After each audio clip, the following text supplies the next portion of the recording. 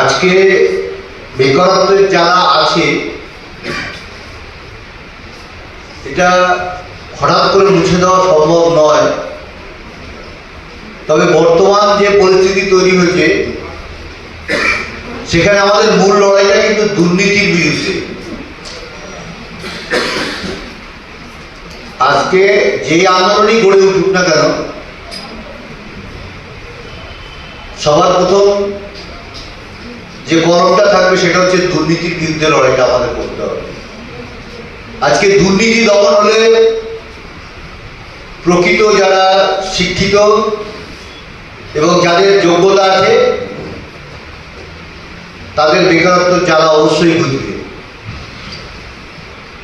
আজকে যোগ্য ব্যক্তিরা যেখানে থাকবেন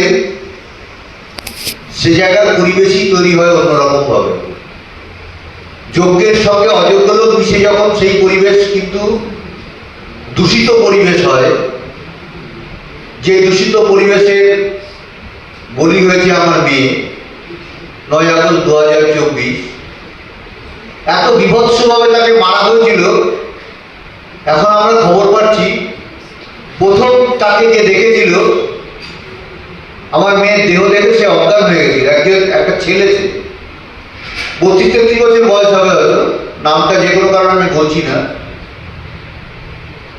সে আমার মেয়ের দেহটাকে দেখে অজ্ঞান হয়ে গেছিল।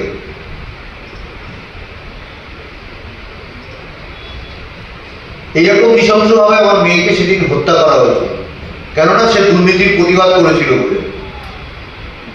দুর্নীতির প্রতিবাদ সে সরাসরি করেছিল না কিভাবে করেছিল সেটা আমার কোনো তদন্তকারী সংস্থা প্রকাশ্যে আনেনি। তবে যে কথাটা অজিত স্যার বললেন, এই দুর্নীতির বিরুদ্ধে আন্দোলন করতে গিয়ে এই পশ্চিমবঙ্গে একটা ভয়ঙ্কর আন্দোলন তৈরি করা দরকার।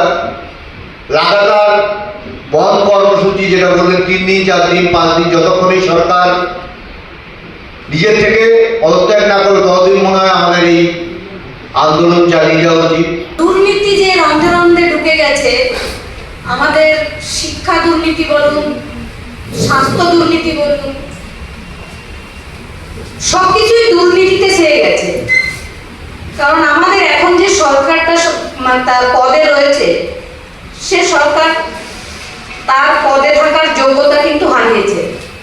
কারণ আমার মেয়েরা স্বাস্থ্য দপ্তরের একজন কর্মী ছিল এবং শিক্ষার সে একজন মেডিকেল স্টুডেন্টও ছিল। তাই শিক্ষা স্বাস্থ্য দুটোই আমার মেয়ের মৃত্যুর পর সেই দুর্নীতিগুলো সামনে এসেছে। একটা মেয়ের